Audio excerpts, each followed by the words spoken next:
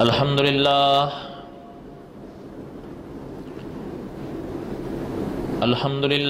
حمدا کثیرا طیبا کما امر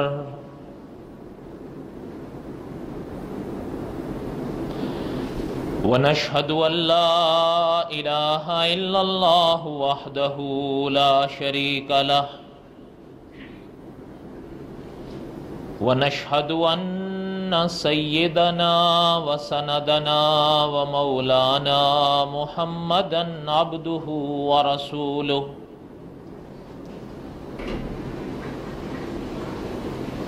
اما بعد اعوذ باللہ من الشیطان الرجیم بسم اللہ الرحمن الرحیم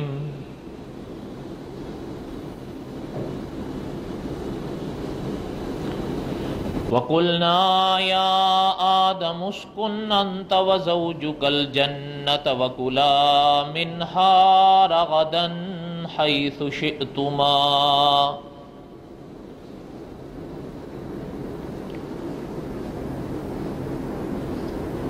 صدق اللہ العظیم وبلغنا رسولہ النبی الکریم ونحن على ذلك لمن الشاہدین والشاکرین والحمد للہ رب العالمین اللہم صل علی محمد وعلی آل محمد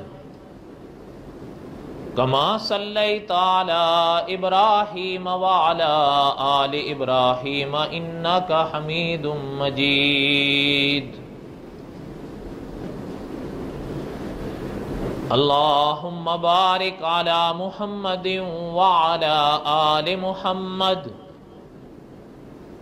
کما بارکت علی ابراہیم وعلی آل ابراہیم انک حمید مجید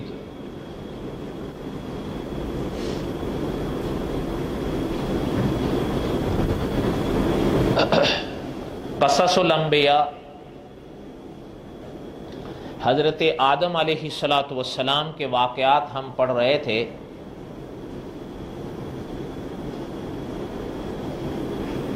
گزشتہ جمعہ ہم نے کچھ باتیں عرض کی تھیں وَقُلْنَا يَا آدم اسْكُنْ أَنْتَ وَزَوْجُكَ الْجَنَّةَ پر۔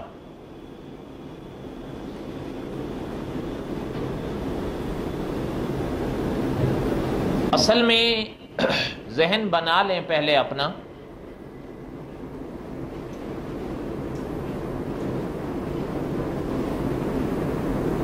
کہ قرآن پاک کے جو قصص ہیں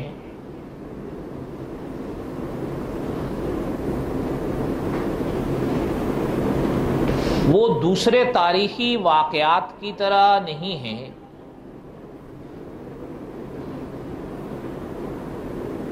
کہ ہم قرآن پاک کے قصص کو پڑھیں یا علماء سے سنیں اور پھر بھول جائیں، بلکہ ہمیں چاہیے کہ ہم ان قصص کو سن کر اپنی زندگی میں بدلاؤ لائیں۔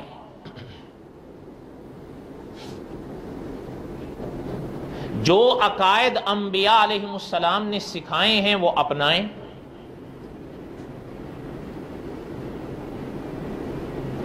اور جن اچھائیوں کا انبیاء علیہ السلام نے سبق پڑھایا ہے اس پر عمل کریں، اور جن برائیوں سے انبیاء علیہ السلام نے منع فرمایا ان سے بچیں۔ اگر خدا نہ کرے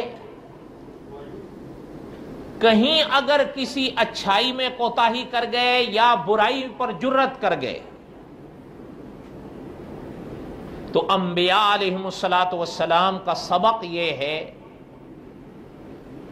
کہ نہ برائی پر بضد ہونا ہے اور نہ ہی خدا کی رحمت سے مایوس ہونا ہے، بلکہ قصور کا اعتراف کرتے ہوئے کسی اور سے نہیں، اپنے اللہ سے اپنے اس گناہ کو بخشوائیں، الا کہ اگر اس گناہ کا تعلق اللہ کے سوا کسی اور کے ساتھ بھی ہے تو جہاں اللہ سے معافی مانگے تو ہم اللہ کے اس بندے سے بھی معافی مانگیں، تاکہ انبیاء علیہم السلام کے واقعات سننے کے بعد کوئی نتیجہ بھی تو ظاہر ہو،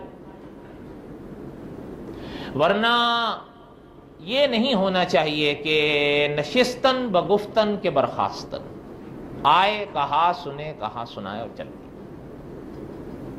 یہ تو ہو ہی رہا ہے دنیا میں کہ سینکڑوں ہیں سنانے والے اور شاید ان سے زیادہ ہیں سننے والے، لیکن جس بات کا تقاضا ہے اس پہ جھول ہے۔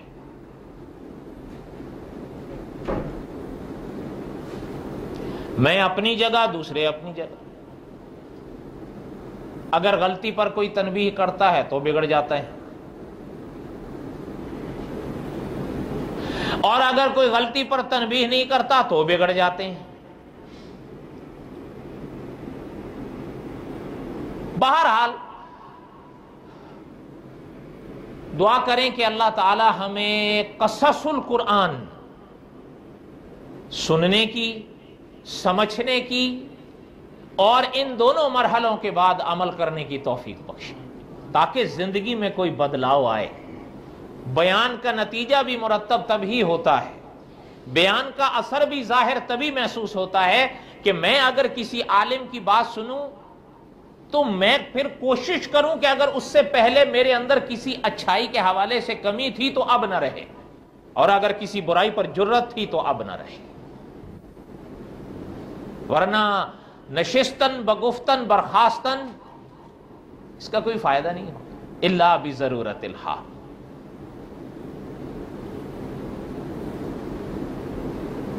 حضرت آدم علیہ السلام کے واقعات کو جو ہم پڑھ رہے تھے، ہمیں چاہیے کہ حضرت آدم علیہ السلام کے واقعات میں بھی جو اسباق پنہاں ہیں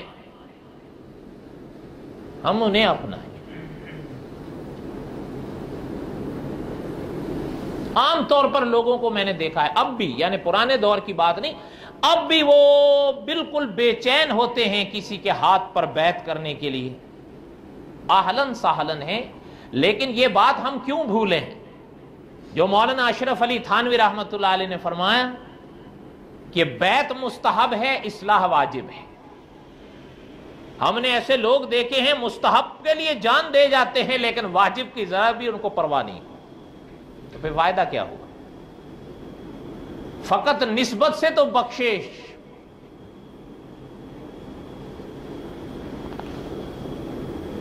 کیا کہیں؟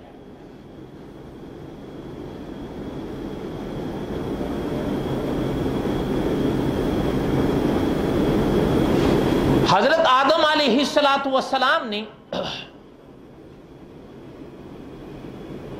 جب حضرت حوا کو اپنے سامنے دیکھا، جو واقعات پچھلے جمعہ ہم پڑھ رہے تھے، بہت خوش ہوئے۔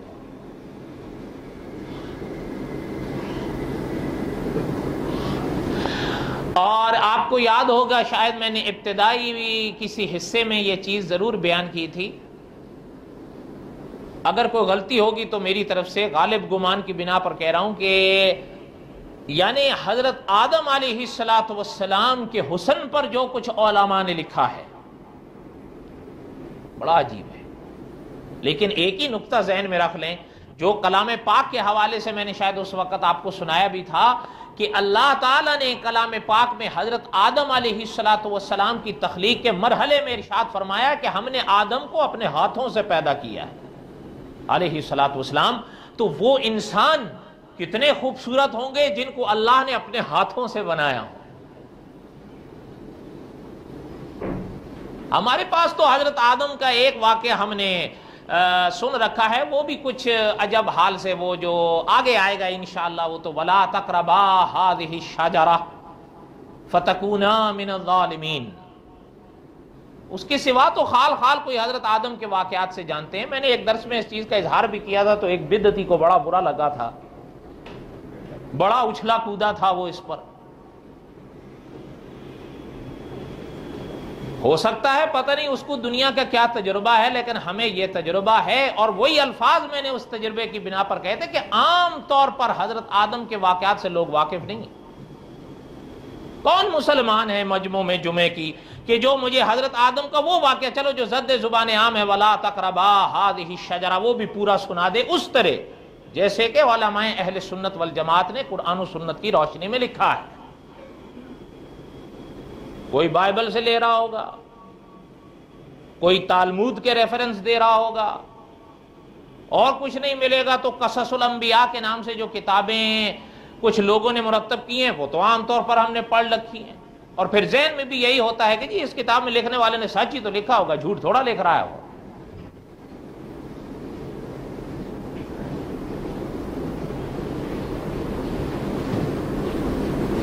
دعا کیا کریں اللہ تعالیٰ صحیح علماء نصیب فرمائیں، چاہے تقریر کے لحاظ سے ہوں چاہے تحریر کے لحاظ سے. تقریر اور تحریر دونوں کا اپنا اثر ہوتا ہے، دل و دماغ پر وہ اپنا نقش چھوڑتے ہیں.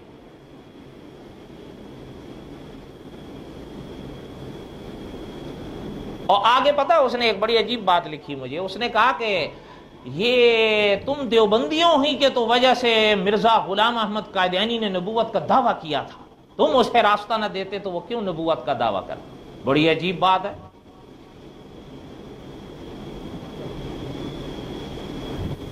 اچھا اس میں صرف مولانا قاسم نانوتوی رحمۃ اللہ علیہ کے حوالے سے کیوں واویلا کیا گیا؟ میں تو اس پر حیران ہوں، حالانکہ ان کی طرف سے جو مرزا قادیانی کی جو بات کی گئی ہے تو ان لوگوں کی طرف سے تو مولانا قاسم نانوتوی رحمۃ اللہ علیہ کا تو فقط نام نہیں، وہ اس نے تو حضرت عائشہ کا حوالہ بھی پیش کیا ہے. تو کیا کہو گے کہ حضرت عائشہ نے بھی قادیانیت کو راہ دی تھی کہ نبوت کا دعویٰ کر دینا بعد میں آگے؟ حضرت عیسیٰ کے مسئلے پر تو اس نے مولانا قاسم نانوتوی کو تو چھوڑو، اس نے تو حضرت ابن عباس کا حوالہ دیا ہے رضی اللہ عنہما. تو کیا کہو گے کہ مرزا قادیانی کو حضرت ابن عباس نے راستہ دیا تھا؟ اس نے تو ابن عربی رحمت اللہ علیہ کا حوالہ دیا ہے، فقط مولانا قاسم نانوتوی تو نہیں ہے. اس نے تو شاہ ولی اللہ کے حوالے دیے ہیں، عبید اللہ سندھی کے حوالے دیے گئے ہیں ان مرحلوں پر. تو کیا کہو گے ان تمام اکابرین نے قادیانی کو راستے دیے تھے نبوت کے دعوے اور حضرت عیسیٰ کی وفات کے دعوے کرنے کے؟ اور اگر ایسا نہیں اور یقیناً نہیں ہے تو پھر مولانا قاسم نانوتوی رحمۃ اللہ علیہ کو اس بارے میں کیوں صرف کوسا جاتا ہے یا کہا جاتا ہے؟ اس کی وجہ یہ ہے کہ جو سامنے ان کے بیٹھے ہوتے ہیں نا ممبر پر، وہ جو کچھ ان کو بولتے ہیں وہ ہمارے سامنے والے یہی سوال، نہیں جی یہ تو حضرت صاحب سچ ہی بول رہے ہیں، جھوٹ تھوڑے بول رہے ہوں گے، اتنی بڑی داڑھی رکھ کے جھوٹ بولیں گے؟ ہو ہی نہیں سکتا. سوائے انا للہ و انا الیہ راجعون کے کیا کہہ سکتے ہیں کہ خود ہر بات سے تہی دست و تہی دامن ہے. اس لیے ہمارے اکابر یہ بات بڑی وضاحت سے لکھ گئے ہیں اور پڑھا گئے ہیں کہ صرف یہ نہیں دیکھا کرو کہ جی داڑھی رکھی ہوئی ہے چہرے پر، سر پہ ٹوپی یا پگڑی باندھا ہوا ہے تو سچ ہی بولے گا.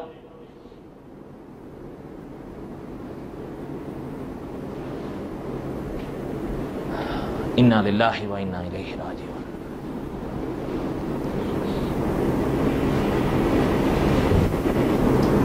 حضرت آدم علیہ السلام کو اللہ تعالیٰ نے اپنے ہاتھوں سے پیدا فرمایا، بنایا.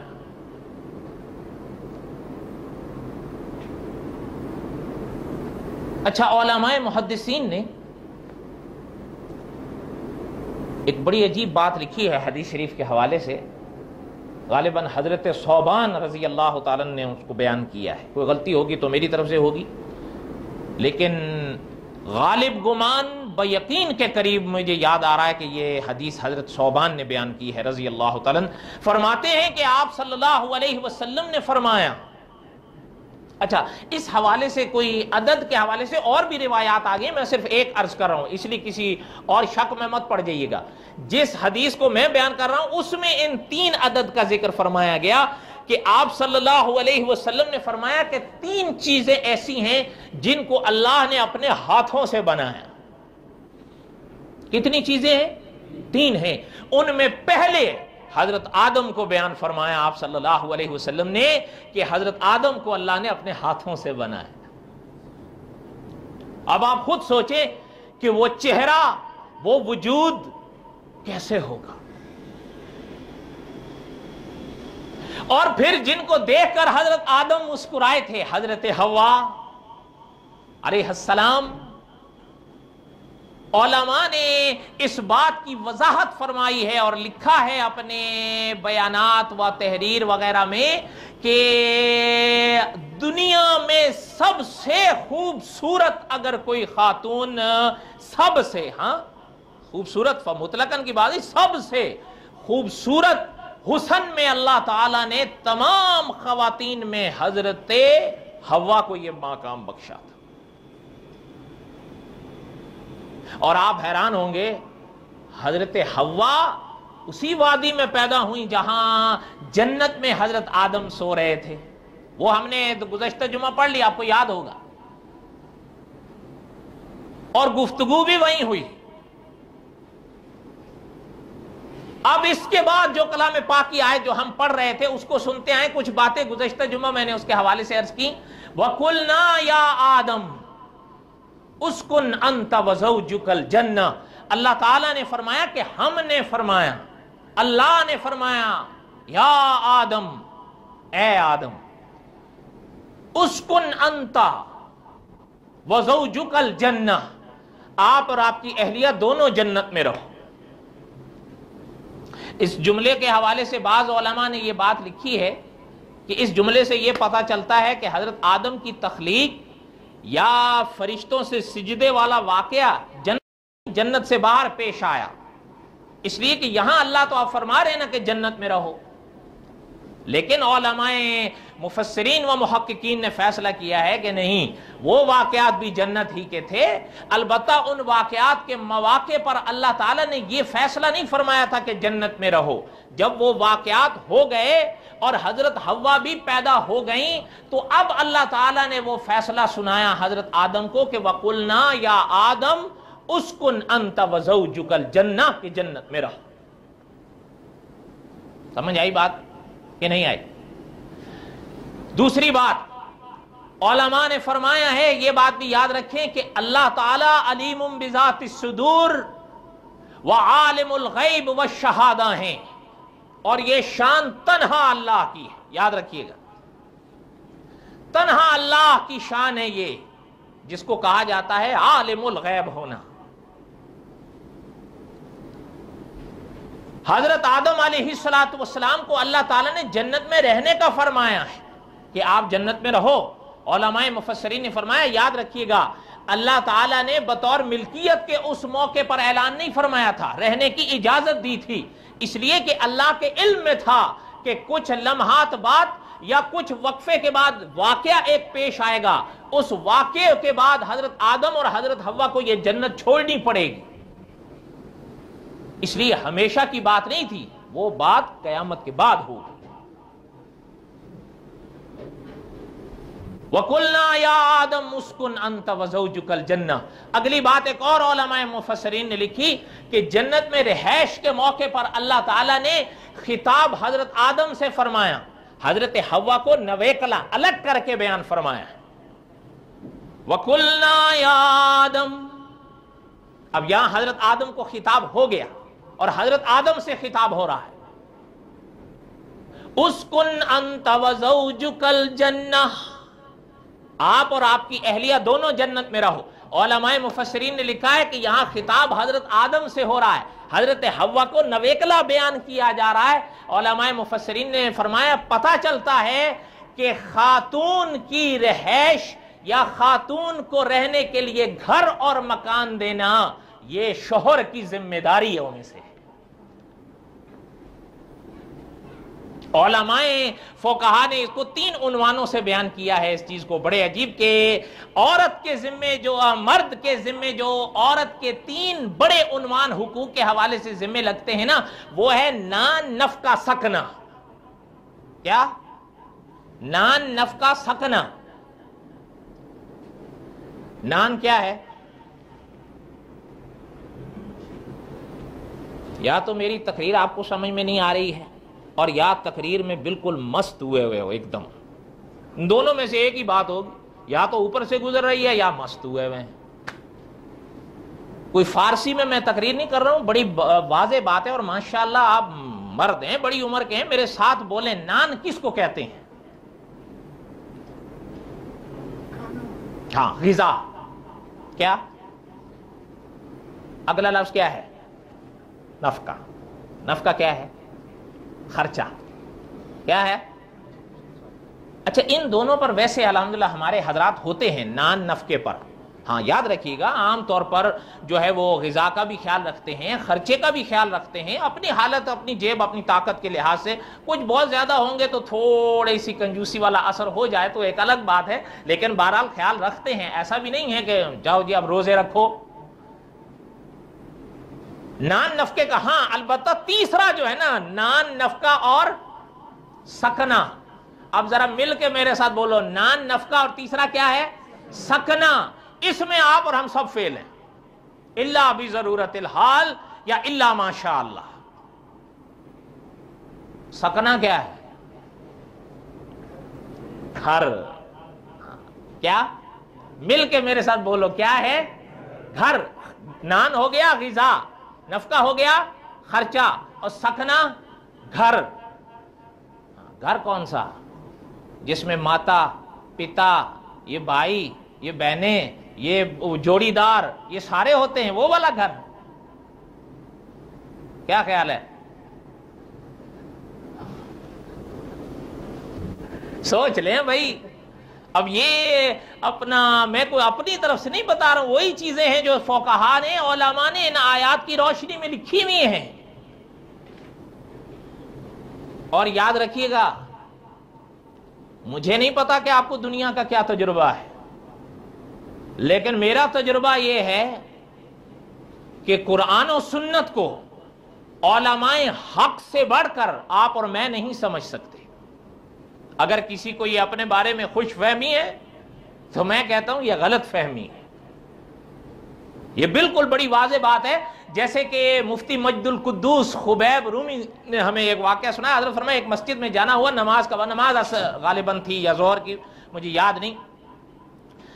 فرمایا میں نے نماز پڑھی تو فرمایا سلام کے بعد مسجد کے غالباً مولوی صاحب یا امام صاحب کہ میرے پاس آ گئے کہ کہنے لگے کہ مفتی صاحب ایک بات بتائیں.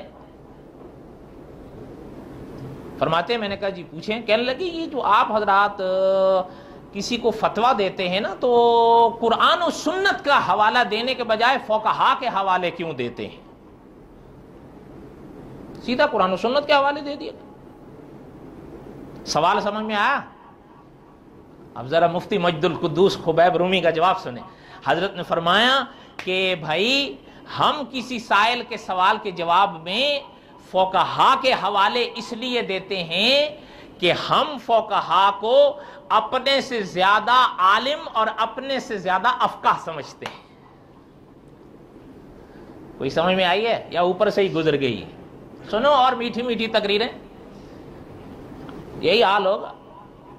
اور باقی اللہ خیر کرے کہ آگے کیا ہو. اس دن پتہ ہے مجھے ایک دوست بھی ہیں، میرے رشتہ دار بھی ہیں بڑے قریب کے، وہ مجھے ایک جگہ قصہ سنا رہے تھے. کہہ رہے تھے یار انا للہ آدمی کہہ سکتا ہے. میں کہا کیا ہوا؟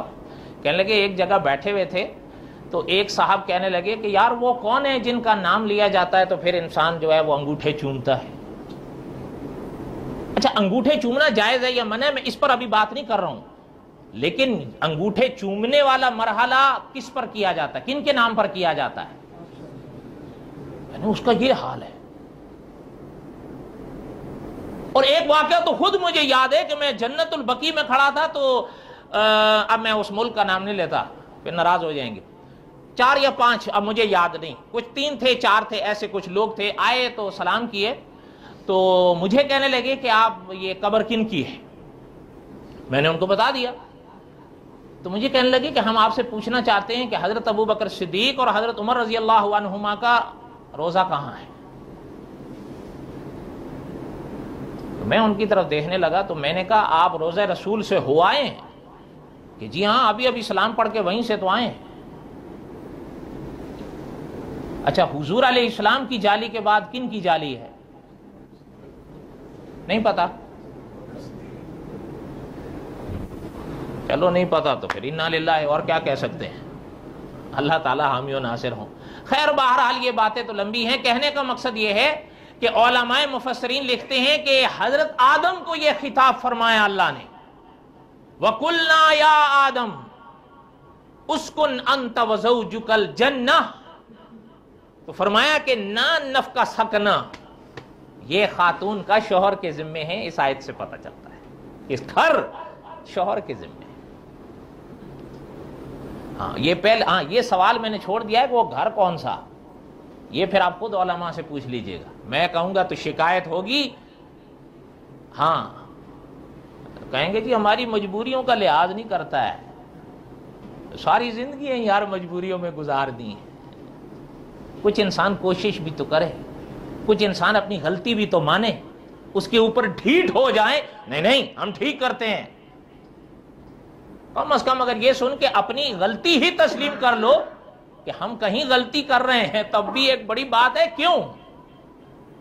کیونکہ غلطی کو غلطی ماننا یہ کم از کم ادنا درجہ ہے، یہ آخری۔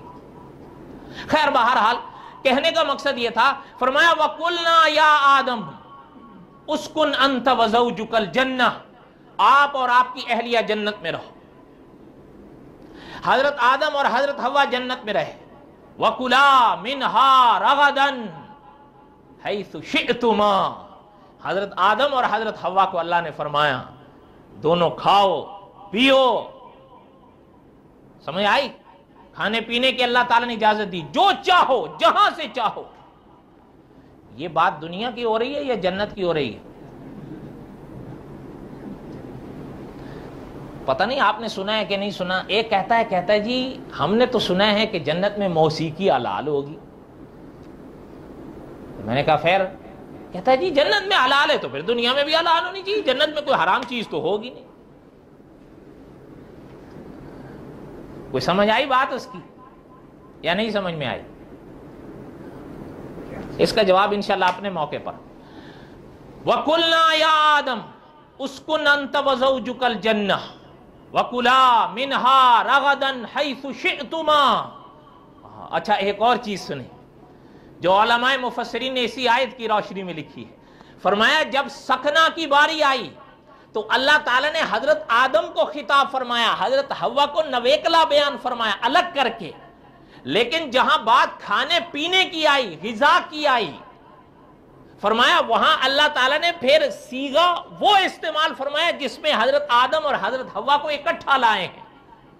وَكُلَا مِنْهَا رَغَدًا حَيْثُ شِئْتُمَا، دونوں اکٹھے ہوئے ہیں اس میں۔ پتہ ہے علماء مفسرین فرماتے ہیں پتہ چل رہا ہے کہ سکنا شوہر کے ذمہ ہوگا کہ وہ اہلیہ کو دے، لیکن جہاں بات اس گھر کے اندر کھانے پینے کی آئے گی تو اب عورت شوہر کے تابع نہیں ہوگی کہ جو شوہر کہے تو وہی کھائے، جتنا شوہر دے تو اتنا ہی کھائے، یا جتنا شوہر خود کھائے تو پھر وہی بیوی کھائے، نہیں، شوہر جو چیز من چاہے حلال ہو وہ کھائے، تو اہلیہ بھی جو چیز اہلیہ کو من بھائے حلال ہو وہ کھائے۔ نہیں سمجھ آئی؟ نہیں سمجھ آئی؟ اللہ تعالیٰ اس مجمع پر رحم فرمائے یار، میں نے ایسا مجمع پوری دنیا میں نہیں دیکھا۔ اور پتہ مجھے اس دن ایک کہتا جی آپ کو پتہ نہیں کیا ہے، ہم تو مست ہوتے ہیں تقریر میں۔ او یار اتنے مست ہوتے ہیں، میں نے تو آج تک ایسا مجمع نہیں دیکھا، اتنا مست۔ اچھا ان آیتوں میں اللہ علماء مفسرین نے ایسے ایسے نکات لکھے ہیں، ہم آپ کو کیا بتائیں، ورنہ یہ اچھا وَقُلْنَا يَا آدم اسکن انت وزوجک الجنہ وَكُلَا مِنْهَا رَغَدًا حَيْثُ شِئْتُمَا، یہ آیت تو آخر آپ نے بھی پہلے سینکڑوں بار سنی ہوگی، اس کا ترجمہ بھی سنا ہوگا، لیکن میں آپ کو حقائق بتا رہا ہوں کہ اسی آیت کی تفسیر میں علماء مفسرین نے یہ نکات لکھے ہیں جو میں آپ کو بتا رہا ہوں۔ جن عالم کا جو رنگ ہوتا ہے، یاد رکھیے گا، جن عالم کا جو رنگ ہوتا ہے ان کی تفاسیر یا ان کی کتابوں میں وہی رنگ جھلکتا ہے۔ مفتی اعظم ہند و پاک محمد شفیع صاحب رحمت اللہ علیہ نے جو تفسیر لکھی ہے، چونکہ مفتی محمد شفیع صاحب رحمت اللہ علیہ مفتی اعظم ہند و پاک تھے. چونکہ اللہ تعالیٰ نے فقہ میں ایک عبور بخشا تھا، اس لیے حضرت کی تفسیر میں فقہی رنگ بڑا غالب ہے. انسان دنگ رہ جاتا ہے ان کے جب کلام پاک کی آیتیں پڑھتا ہے اور پھر فقہ کے مسائل پڑھتا ہے. اللہ تعالیٰ ان علماء پر اعتماد نصیب فرمائے. یہ یاد رکھیے گا، علماء ایک قلعے کی صورت میں ہیں اس وقت. بلکہ مجھے تو آج بھی یاد ہے، ہمارے ایک عالم تھے، انہوں نے باقاعدہ جامع مسجد میں یہ بات قسم کھا کر فرمائی تھی کہ اگر آپ کے اور ہمارے دیش میں علماء نہ ہوتے تو شاید آپ اور ہم سارے قادیانی ہوتے. ہو سکتا ہے آپ کو اتفاق نہ کرے، لیکن ہم نے ایسے ایسے لوگ دیکھے. میں مذاق نہیں کر رہا ہوں، صرف مولویوں پہ مت چھوڑ دو کہ جی بس ٹھیک ہے جی. نہیں، کچھ ذمہ داری آپ کی بھی ہے. خدا نہ کرے کوئی ایسا اگر بھٹکنے جا رہا ہے، جو بھٹک گیا تو شاید ہی آئے، لیکن اگر کوئی بھٹکنے جا رہا ہے تو اس کو سمجھانے کی کوشش کرو جیسے بھی ہو سکے. دعا کریں اللہ تعالی ہم سب کے حال پر رحم فرمائے. ایک مشکل دور سے گزر رہے ہیں. بہرحال ان آیتوں میں تو اور بھی بہت کچھ علماء مفسرین ان آیات کی تفسیر میں لکھا ہے، اب سب کے تو وقت نہیں ہے. اللہ تعالیٰ نے اگر زندگی دی، اب اس پاک جملے کے بعد شروع ہوگا وَلَا تَقْرَبَا هَٰذِهِ الشَّجَرَةَ، وہ واقعہ حضرت آدم کا جو آپ میں اور ہم میں بڑا مشہور ہے، لیکن اکثر اوقات غلط معلومات سے مشہور ہے. وہ واقعات کیا ہے اور علماء مفسرین نے اس کے بارے میں کیا لکھا ہے، انشاءاللہ اگر اللہ تعالیٰ نے زندگی دی تو انشاءاللہ اب قصص الانبیاء کا اگلا عید الفطر کے بعد، اس لیے کہ اگلا جمعہ آئے گا ماہ رمضان کا، اور ماہ رمضان کا وہ پہلا جمعہ ہوگا. تو ماہ رمضان کے جو جمعے ہوں گے ان میں میرا ارادہ ہے، ان کا اصرار ہے، اور ایک اور دوست ہیں وہ یہ چاہتے ہیں کہ میں بتاؤں کہ تراویاں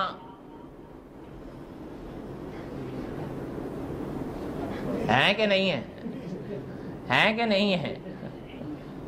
میں نے کہا یہ پھندے میرے لیے تیار کرو، یہ تو رائے مجھے دے دیتے، گالیاں تو مجھے آتی ہیں. اوہ کبھی آ کے پڑھو، کبھی پڑھنا چاہو تو میں پڑھا دوں گا آپ کو. ماں بہن کی ننگی فحش گالیاں.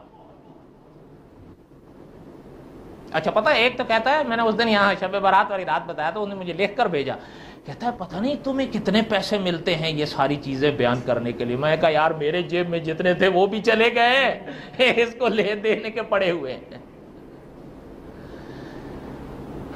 ہمارا مقصد یہ ہے کہ اللہ راضی ہو، بس ڈنکے کی چوٹ ہم یہ کہہ سکتے ہیں، باقی کی ہمیں کوئی پرواہ نہیں. دعا کریں اللہ تعالی حفاظت فرمائے.